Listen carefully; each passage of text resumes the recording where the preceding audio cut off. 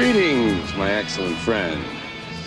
Welcome to Heavy Metal History. And one. All right, what's up, everybody? Welcome to this week's episode of the Heavy Metal History Podcast. As usual, I am your host, all the way from the Northwest Wilderness. And usual is my co-host, Matt. All the way from us in Australia. G'day, everyone. Yeah. So this week, we're just going to kind of get right into it a little bit. We're going to cover 3 albums that all came out in May of 1987. This is going to be a 2-part episode because there are so many good albums that came out in that month. Around about this period of time, there's a lot of good stuff, so we will be splitting this up into 2. And so this one should come out, and then the next one should come after shortly thereafter. Yeah, and we apologize for the kind of delay on an episode. We kind of recorded one a little bit quick this past week with my friend Mark. So if you haven't listened to that one yet, go back and check it out because it was really fun. It was really, really cool to do that with him. Yeah, no doubt. So what's the first album you want to get into this week? So we're going to start with a band that is kind of synonymous that people should know of thanks to a documentary, and that is Anvil. Oh, God. Yeah. If you have not seen the documentary Anvil, you should do that. It's definitely like a nice little introspective look at a band that never quite made it. And there's a reason for that, which we'll get to, I guess. Yes. I was about to say that there's a reason why Anvil never made it. Yeah. So by this point, this is their 4th album. So they've by 1987, they're not like the New Kids on the Block anymore. They've pretty much solidified the thrash metal kind of band that they are. And they're from Canada, so it's a little bit harder to break out in Canada. I think a lot of Canadian bands that aren't Rush would agree with that sentiment. Yeah, that is true, and especially coming in the time of the early '80s when thrash was really starting to get its to really kind of put its foot in the mainstream. You had Slayer done Raining Blood, Metallica was just about to probably release Injustice for All. They definitely did Master, mm-hmm. And then you've got this. This album. It's funny because this is their only album that charted in the United States. It peaked at 191 on the Billboard. And on top of that, it was their first release on like a big metal record. They were on like the most well-known heavy metal record label, Metal Blade, at this point in time. And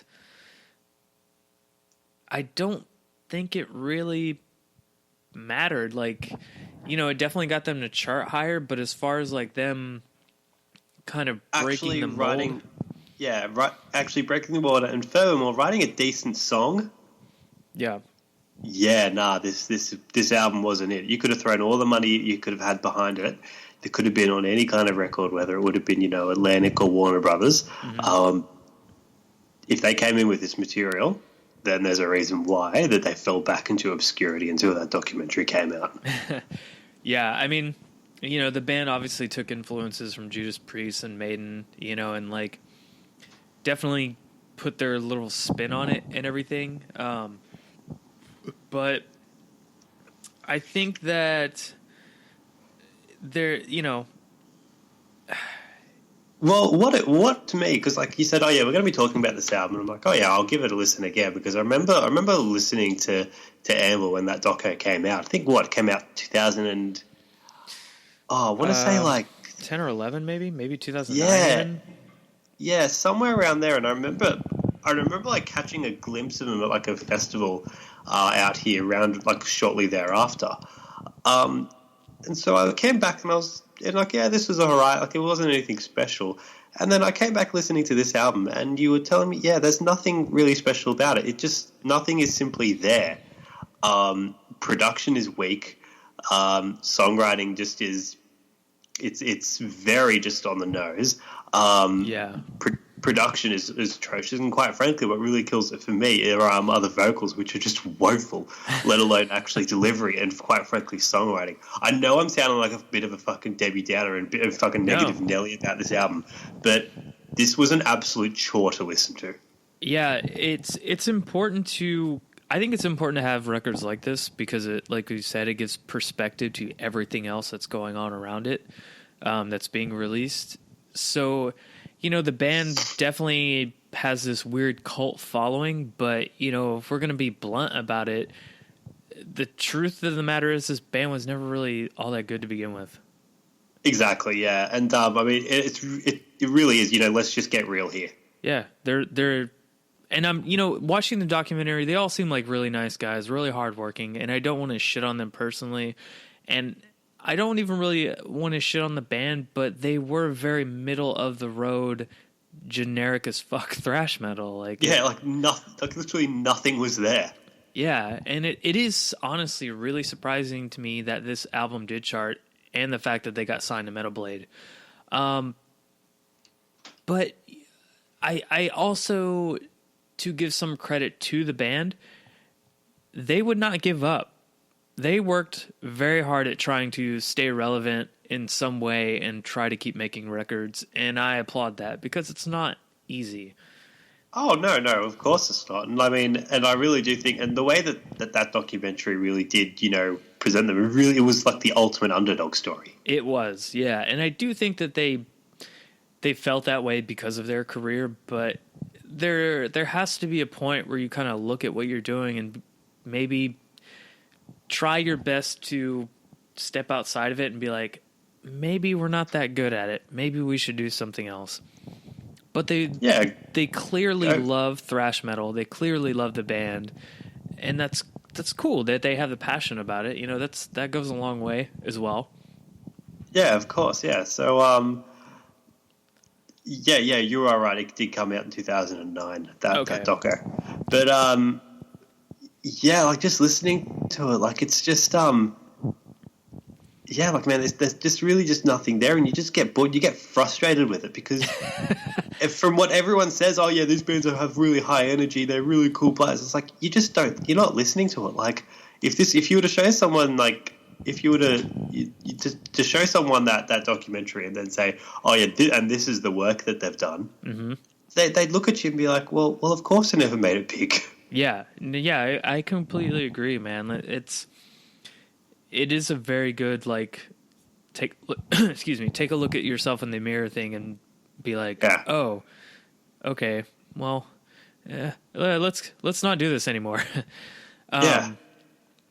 And another thing that I was thinking about too is if you look at what we talked about, I think like 2 episodes ago with Death Angel, that one Death Angel record is better than most of Anvil's fucking discography.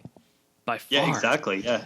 And that's a really interesting juxtaposition of the same style, but with different, like, technical, I guess, prowess is a good way to put that. Yeah, you can have all the attitude in the world and you can be all that, but if you don't have any, like, the songwriting capabilities to back it up, don't have your technical prowess, and quite frankly, if you just don't have, it's not, or more often than not, you just have to be kind of in the right area, and you have to be a part of it at the right time. And I just feel like that Anvil, it just wasn't them. But the one thing that I can say really positive about them is they just kept going. Yeah, no, I completely agree. It is cool that they just didn't want to give up on it, and I do understand that mentality too, because it's hard to like give up on something that you love doing and that you put a lot of time and effort into. Especially making music. Yeah. It's a form of art. Yeah, try let alone try to make a career of it as well. So but yeah, they're literally the band. Follow your dreams, kids. yeah, follow them straight into obscurity. Fall straight into obscurity, and then come back. 15 years later, and then just go back into obscurity again. Yeah, I will say this. Another thing that is kind of interesting too is like, that documentary did do a service for them in trying to like get their like clout back up because it did help them start getting shows again. They did start writing records again after that. Yeah, that's what I was saying. They literally came down to Australia, I think, for like Soundwave 2010 or 2012. Okay. Just on the back of that like documentary because there was like demand for them. Yeah, it's really weird how that resurgence like happened, and I noticed too that they were only playing like festivals. They weren't actually like doing tours, and I think I know why. Because if I know anything about festivals, that's where you get paid the most money. Because they'll fly you out there for free, and then you get paid like thousands of dollars just to play on somebody else's instruments. Yeah, they I think from what I'm understanding of it, like their major big like festival appearances were like at like Download, like playing like support slots for like Saxon and AC/DC. Okay, I could see them playing with Saxon. That makes a lot of sense in terms of like stylistically. Saxon was another one of those bands that we talked about that were kind of just like really middle of the road, nothing really interesting going on kind of bands, Yeah, I think when I saw them, I was waiting to I don't know if I've told you this story yet, but I think it was Soundwave 2010. Slayer was supposed to play, I think at about like 4:00. They definitely weren't headlining that stage, but then like you went to go see the headliner anyway because the headliner was made and they were playing at like the big stadium. Oh yeah. Anvil played about like 1, maybe like 2:00 or something like that. And they were going for it, but then like 10 minutes before like Slayer was supposed to like what it was doing, there was like 2 stages that were like right next to each other. Mm-hmm. So as soon as like one band would like finish on the right hand stage, the band on the left hand stage would go on. Right. So when it came up to about 4:00, time for Slayer to play, there was no Slayer. Uh-oh. And then it kept going on for about 5 minutes, and then some bloke came out and was like, "Oh yeah, Tom Arai's sick. Slayer actually won't be performing today." Wow. And you could just believe it that like everybody just lost their shit. Like bottles were like being thrown, like everything was being like thrown. There was like a little bit of a riot going on. Yeah. I had like figured out what the gig game was before it kind of happened and got out of the pit. And I kept like, and I was walking past this cop, and she was like, this like little like lady police officer. She was probably only about like they said like 25 years old. Like we were kind of like small thing.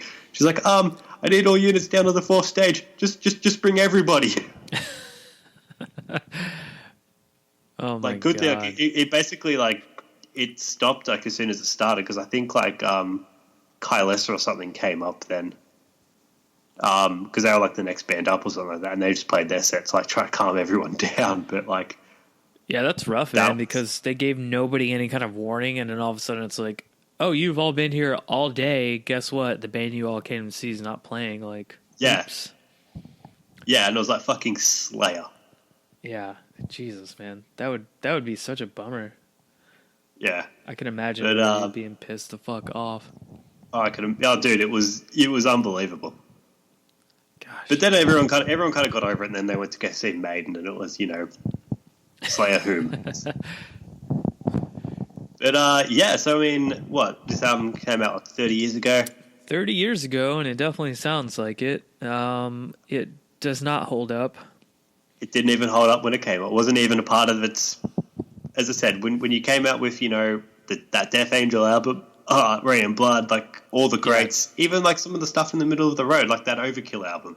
Yeah, even that's better. Yeah, no, this isn't. This one is just one that you can kind of skip. Yeah, and for people listening, I don't want you to think that like we're completely shitting on Anvil. They've had a rather unfortunate career, and you kind of have to take a look at it collectively and be like, well, is this band really good?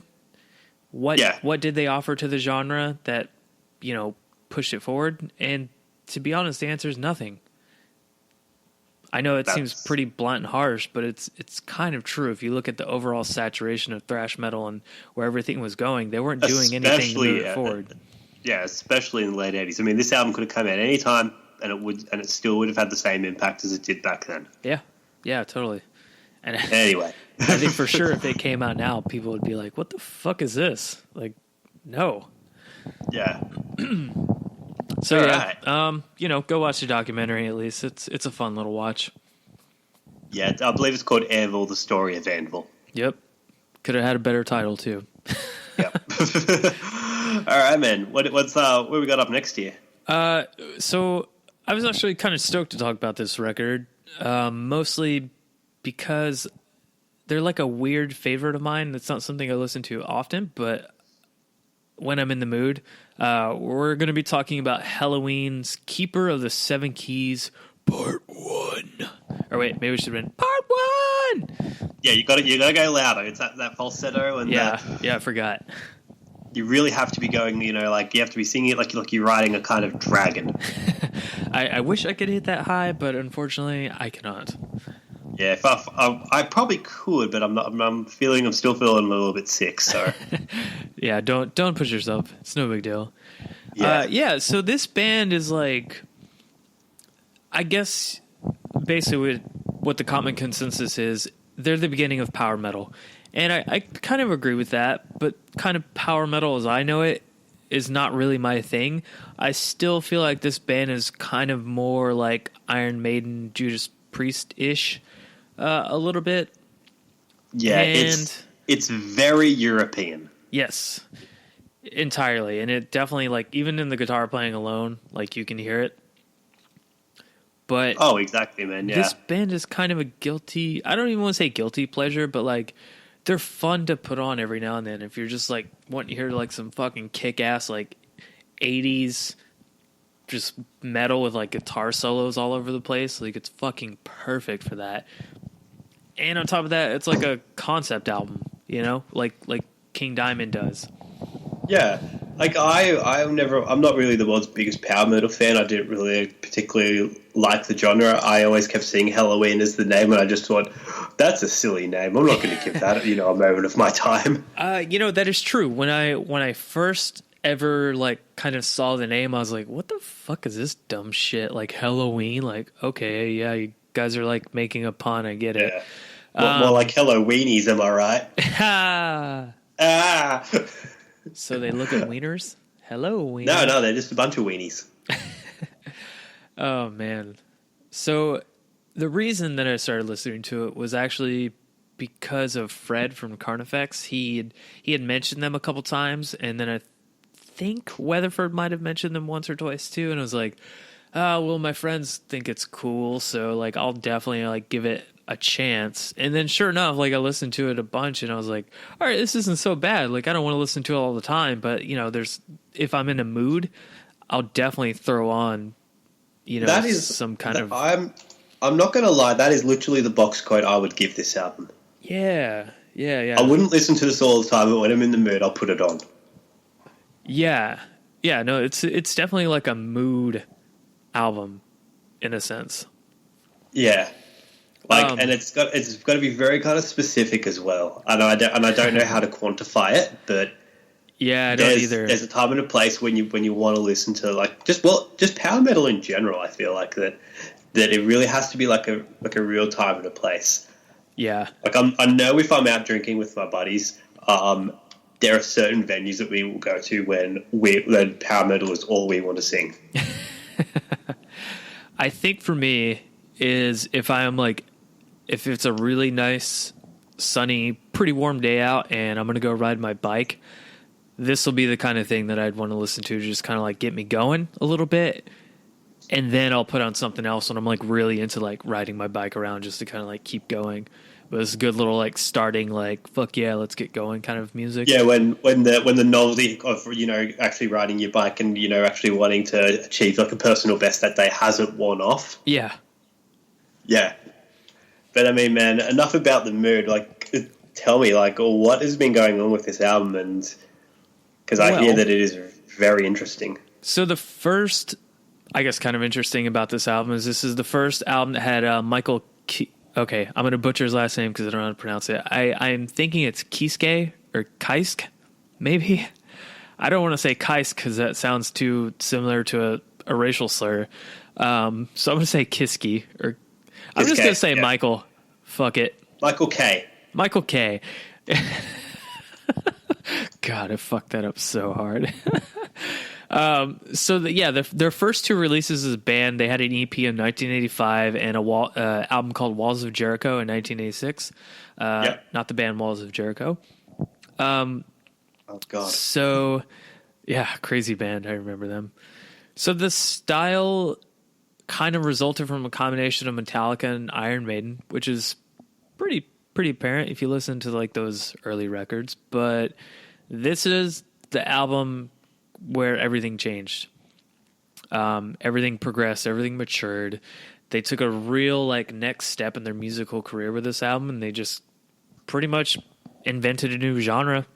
You know, I know I kind of said like I don't really consider this power metal, but I can definitely see the beginnings of it, so I can understand why people would definitely throw it in there.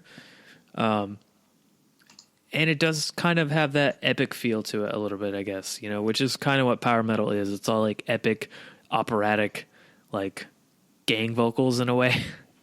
For some of it, very for kind some of like of it. very it's a lot of like kind of drawn. It's a lot of drawn out. Everything's like, you know, very kind of like high pitched.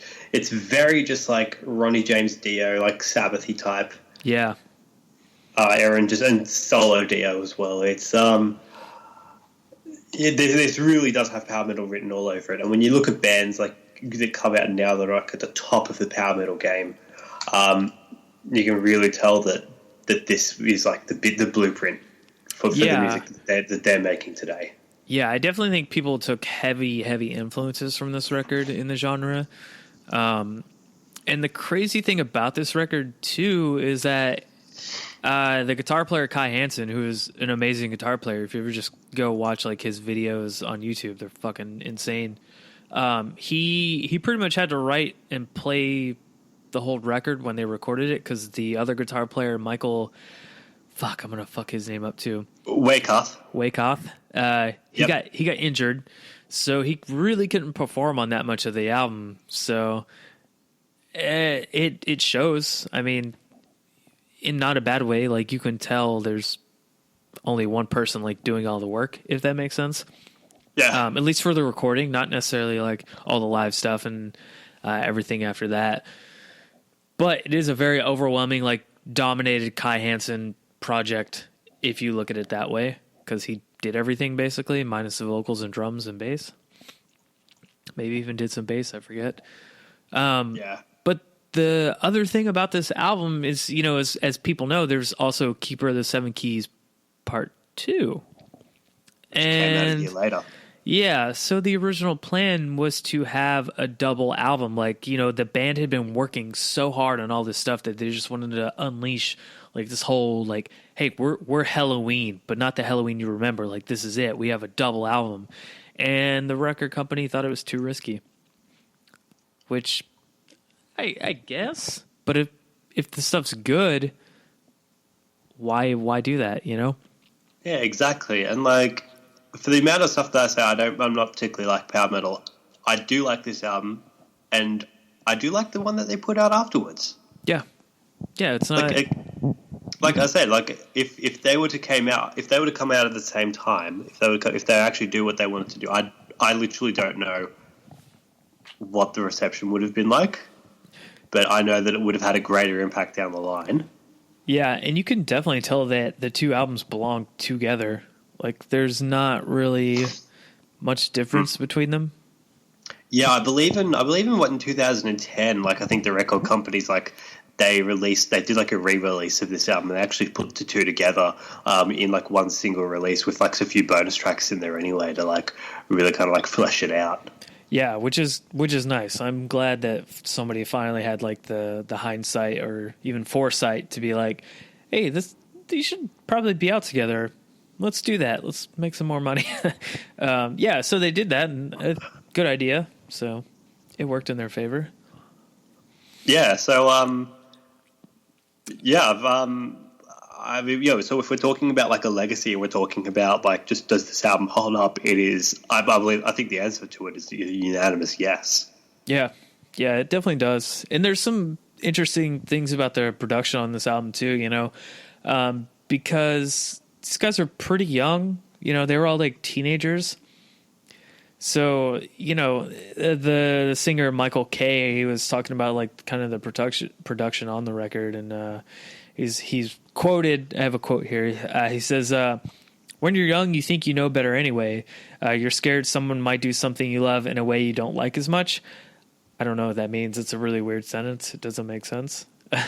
Well, basically, so you're scared someone might do something you love in a way that you don't like as much. Basically, it's someone else is going to do it, but not do it the way that you want.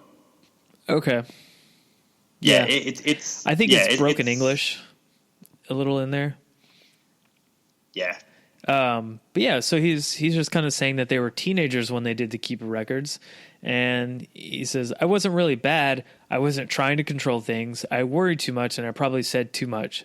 But the Pt.1 producer, Tommy Hansen, he wasn't an idiot. He knew we were young guys and he knew how to handle us.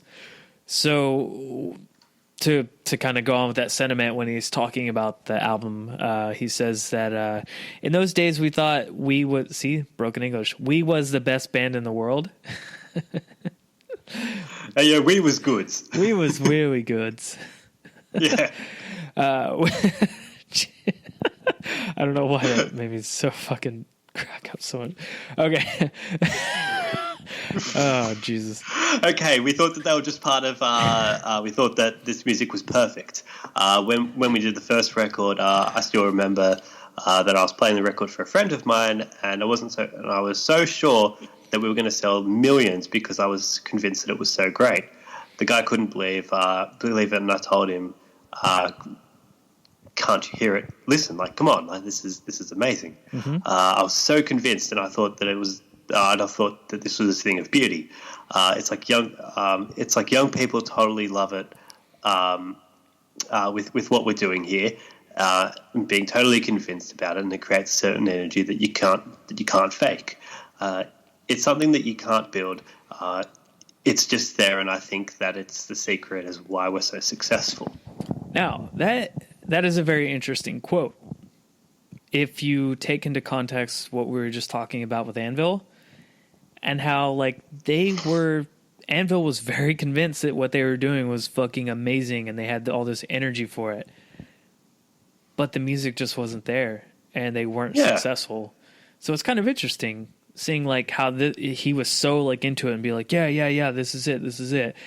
And they were successful. Like, this was a really, like, big record for them. And again, I really do think that it comes back to what we were talking about before. It's like they actually had something with Anvil, really had nothing to offer, and they were, quite frankly, just doing things at the wrong time, at the wrong place, at the wrong time. Yeah. I really think that everything kind of just came together just purely through luck. Whether it was, they were recording it in Europe and being from Europe and really it's where a lot of, like, music really, especially with metal, a lot of it kind of really does start, in Europe. Europe back in the 80s were still considered, like, the trendsetters.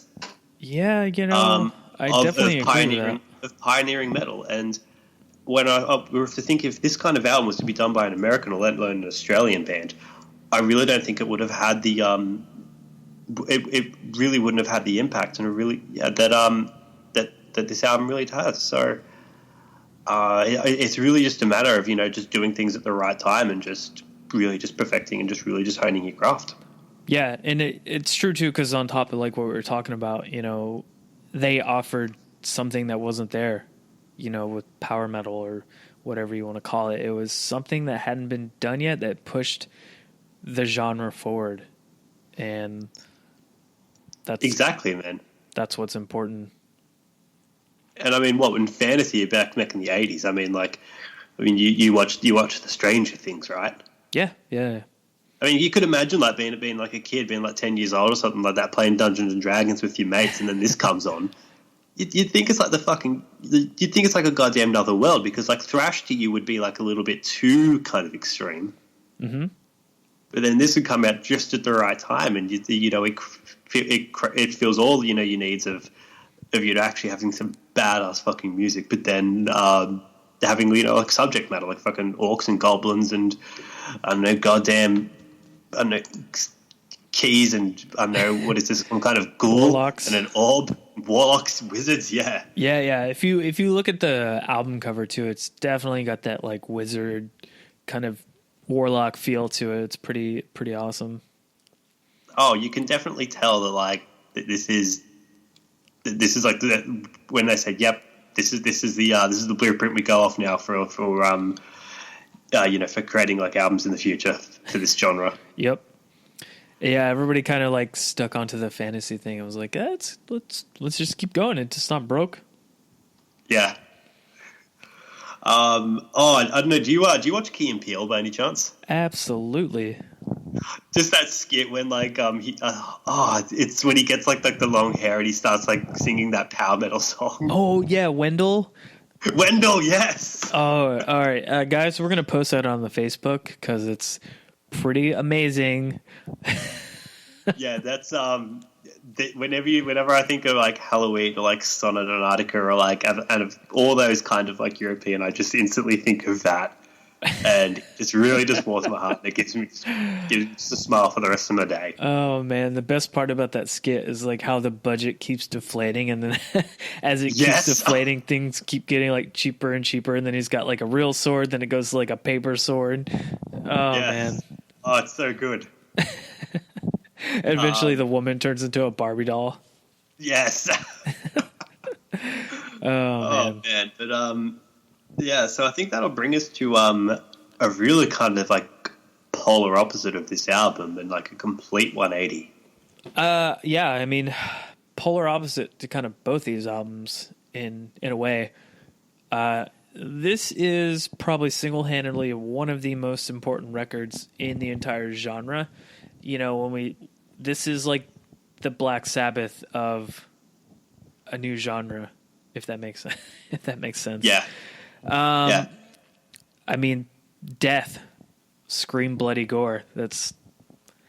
I don't know what else to say. Obviously we're going to talk about the record, but I mean, if This has such an impact on I not only think your life, but my own life.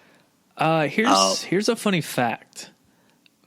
Probably All right. until Let's get into this. Up until probably I'm going to say really recent, like past 3 or 4 years, I did not like Death at all. See, now my kind of like, knowing of Death, I think I remember started listening to him when I was about like 17. Mm-hmm. So that probably would have been about 2007. I had this album, but more importantly, I had the album that came out after this, Leprosy. Yeah. I probably wore the shit out of those two albums. But then from like Spiritual Healing onwards, really didn't touch it. I had this weird back and forth with it where like people would tell me to listen to it and I would listen to it as much as I could and I would just be like, man, I just don't get it. Like I'm not into the vocals. Like I understand he's playing like cool stuff, like for whatever reason, nothing clicked with me up until a couple of years ago. And then I listened to a song and then I was like, oh, I get it. I think it was on The Sound of Perseverance on that record. Yeah, and that was one of the ones that I really just didn't. I still to this day really don't have like all that much love for. Mm-hmm. I don't know if it just got too proggy for me, or if it just whatever it is. But the fact that they were able to go from this album that we're talking about now to again at The Sound of Perseverance. Yeah, it literally boggles the mind. It's so amazing. Last year they reissued this, they reissued it on vinyl. Yeah, they reissued it on vinyl. I believe it was through Relapse Records. Yeah, so I ended up getting it, and I wasn't prepared really for how good the record was going to sound. Oh, okay. So we'll get into this. Yeah. Yeah. So. Kind of before we get into the facts and stuff, just like kind of like my own personal thing is like, I knew the record. I was like, okay, like, it's an okay, like thrash death metal record. And I fucking put it on, had my nice speakers up. And from the moment that fucking record starts playing, I was just like, what the fuck? Like, this is so heavy sounding. This is so like brutal sounding. Like, and not only that, the thing that kept coming to my head time and time again is like, this record was ahead of its time. This record was ahead of its time. And then I'm like realizing like, wait, it's 1987. It's really not ahead of its time. It's right where it needs to be, right where it absolutely should have been. Yeah. But then again, you could have also put this album out like today Yeah, and it'd be a And fucking amazing record. it'd fucking stand out because like before last year, the only really time you could really the only way you ever listened to this album was essentially like the original release.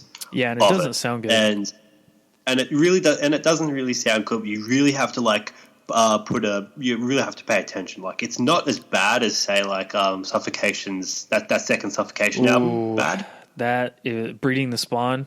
Yeah, Breeding the Spawn. God, dude, that album is so terrible sounding.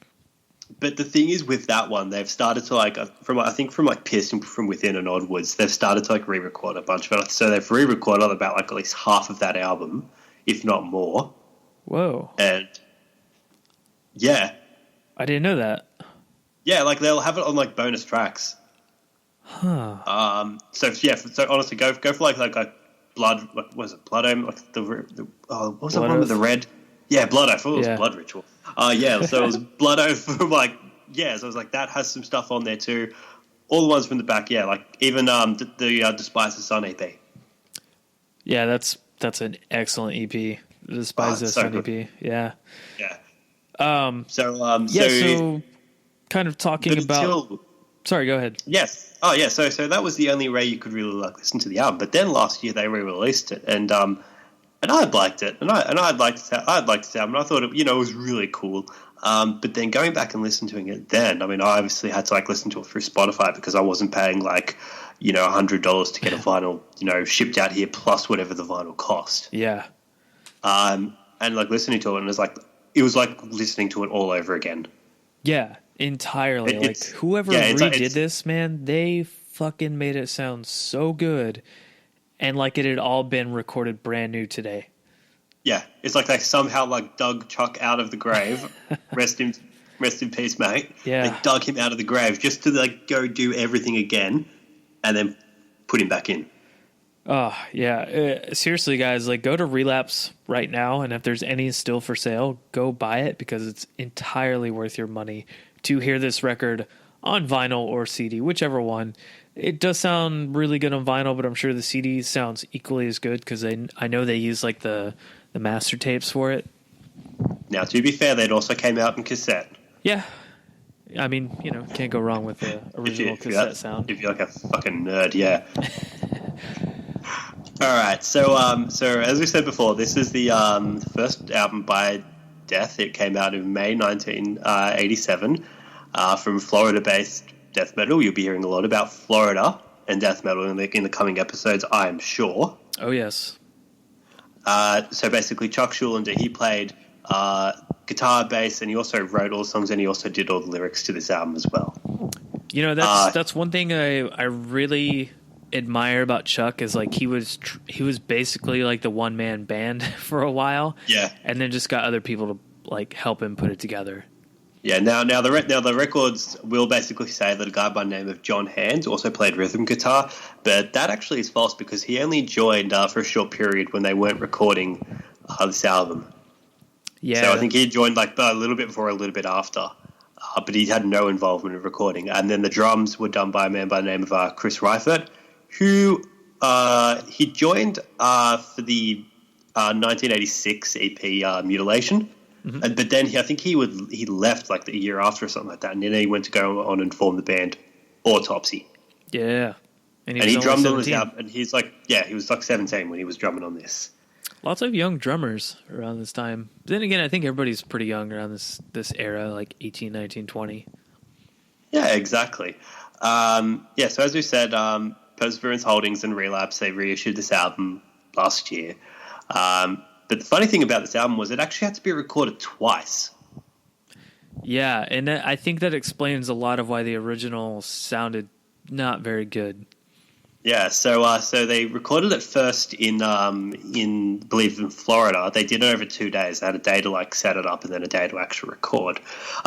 They really did like record the song. I think it was like Torn to Pieces, Legion of Doom, and Scream Bloody Gore, and Sacrificial, which was actually first titled Sacrificial Cunt, but they didn't want to get, PMRC. So the record label was like, yeah, no, don't do this. Which is smart, but, Yeah, and so the label basically heard what they had gotten, and they said, well, like, no, don't, this is shit, this is wrong, don't do it. we're going to fly you guys out to LA and you're going to record the album with a guy by the name of Randy Burns.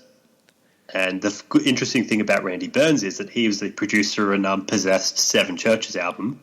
Yeah, which was done the year before. I almost put that record into this, but I think I had the date wrong or something, and it's on a future episode, or something like that, where I was like, I want to talk about Possessed, but then I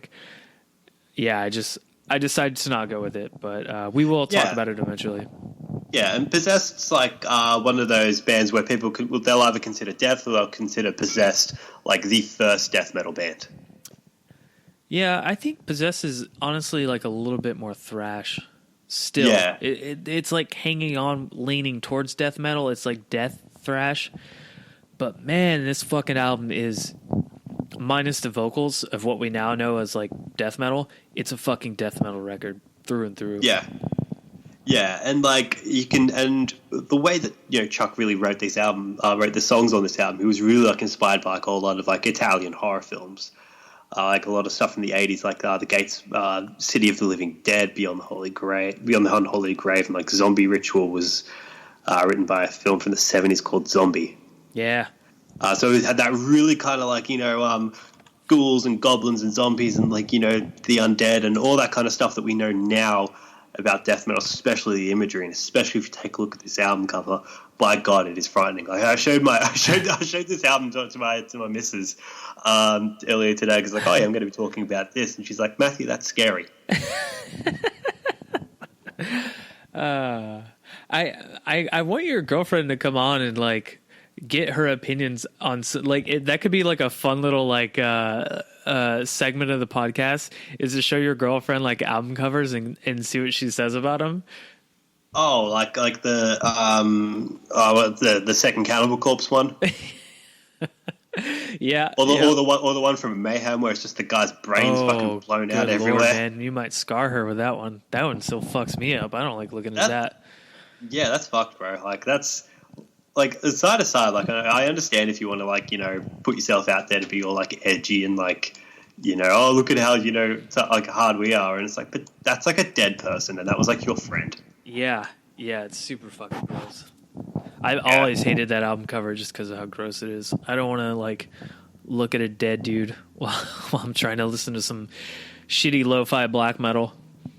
Yeah, exactly. But yeah, I mean, if you really think about like this album though, I would say to people, go listen to the original first, then put on the re-release. Yeah. Because then you have a really good, nice side-by-side of like what it... I think that's probably why I didn't like get into them so much at first, because I always heard this and I was like, man, I don't know, it just doesn't sound... It just sounds so crappy, like... I guess that's a nitpicky thing because, at the time it still... It still did its job, people still flocked to this band and the band got huge, Yeah, and especially what they did a year later with Leprosy. Yeah, like Leprosy possibly one of my all-time favorite albums.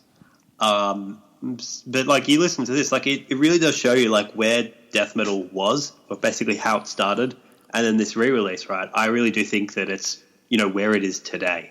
Yeah, the re-release. I mean, I know we're harping a little bit too much on it, but it is such a phenomenal re-release that I'm really surprised that more people haven't talked about it, because it is fantastic. I was fucking blown away. Like I can't stress that enough, because I had no expectations. Yeah, like same here. Like in fact, I think it like charted like 174 on the billboards when it first came out, when that re-release came out. So there was like there was some demand for it. Yeah, big time. But it was interesting too. Like I was saying, like not going into it with like, well, I guess, like I know I'm into the band now, so like this is a record to have, but then it just sounding so good and you're like, wait a minute. Yeah. This is not what I remember. Yeah, like it was funny because like I heard it when it came out and I was like, oh, this is mad. And then you said, oh yeah, we're going to be talking about this. So I put it back on, like on the train ride, just on a train going to work, and I'm like, fucking hell, this is awesome again. You know what else I was thinking about too is like, I think I know why I like death metal so much. Why's that? Because I was born in Florida, so it just like it's in my blood, man. Oh yeah, It seeped into me from when I was in Florida. yeah. I really do think that, like, someone at the, when like when they say you have your baby or something like that, or when you're pregnant, like you play like classical music or like you read to it in a different language so it becomes smarter. You must have like just walked past by some like club and this must have just been playing. Yeah, I mean, I would have been like 2 months old at this point, so maybe my mom was like a secret death metal head, and she was just blasting this album all the time, and Cannibal Corpse and whatever else. Yeah, let's hope, man. Let's hope. But yeah, like honestly, this album, if we're talking about, it being 30 years old and this album really holding up in its legacy, like there's no question that this album holds up and the legacy that is created today. Yeah, and it is very tragic what happened to Chuck as well. And I mean, we'll talk about that later on down the road, but that is just absolutely sad. Yeah. I can only imagine the music we would be getting from him if he was still around, and I am still grateful for like the output that we do have while he was here. Yeah, it's like not only this, but also like Control Denied as well. Yeah. I didn't really get into them too much, but there like a lot of people got into them, so like that's that's really good for them. I forgot about that actually. Yeah. Nah, man, but so I think that'll basically bring us to the end of the first part. Yeah, so that's it for part one. There was just so much stuff that kind of came out between May that it was best to not try and cram like 7 albums into one episode. And I think two of the records that we're going to be talking about on the next episode, there's just so much to go into with both of them that I think it's good that we're doing it in another episode. Exactly, man. Exactly. But yeah, unless you've got any like closing thoughts or anything like that, I think we'll put a bookmark in it. Well, quickly, I guess just some new releases I think people should check out. If you follow us on Instagram, you see every week I post like an album of the week. But sometimes too much stuff comes out that's worth listening to, and I don't want to like spam everything. But obviously, the new Ulver album is fucking fantastic. The new Suffocation is pretty good, even though a lot of the original members aren't even in the band anymore. Is Frank Mullen still doing like vocals, or is he gone now? He's recording vocals. He does not tour vocals. Oh, that sucks. Yeah, so there's like because I think they came out here a while ago, or they're coming out here, and I was like, yeah, no, if it's not Frank, I'm not doing it. Yeah, there's no. Because I saw them. I saw them. I think in 2009 with like Winds of Plague and Arch Enemy. Ooh, that's an interesting tour. That was interesting to say the least. You had all like the the hard, because that was when I think the second Winds of Plague album came out, so they were coming into their own. So you had all the little hardcore kids like picking up change and starting lawnmowers and like doing windmills. Yeah. Then you had all like the old blokes come in, and then you had this all like the people that you could tell definitely loved like or the European-y kind of like solos and like noodling and like the girls because of Angela. It's like that was an interesting tour. Yeah, I definitely feel like Winds of Plague was the odd man out on that one. Yeah. What else? Svartkrone, I think, or Sartkrone. Maybe the V is silent. I don't know.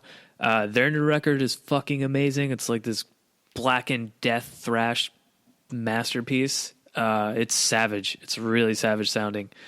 And what else? There's one more thing. I forgot what it was, but I'll post about it on the Instagram. Fuck it, whenever I figure it out. So just to give you a little preview, the albums we're going to talk about on the next episode. One of them is going to be really short. It's a band called Heathen. We're going to talk about Breaking the Silence. We haven't done this before where we kind of give what we're going to talk about next. So this is the first time. Yeah, very good. And then we're going to talk about Motley Crue, Girls, Girls, Girls. You mean Girls, Girls, Girls? Yep. Hey, that was good, man. Damn, I'm blown away. You should be their new singer. Oh, like I thought that if they ever came out of retirement, they all got sued. Oh, who cares? Or was that just Vince Neil? I don't know. I don't follow them, so I don't know. No one does. Yeah. And then we're going to end the episode with the crowning achievement of black metal. That would be Balthury's Under the Sign of the Black Mark. And I am beyond stoked to talk about that album. So look forward to all those on the next episode. And thank you, everybody that's been leaving reviews on the iTunes. It's fucking awesome. Thank you, everybody that follows on the Instagram. And don't forget about our contest. You have 1 week left to enter to win the autographed copy of Devil Driver's Beast.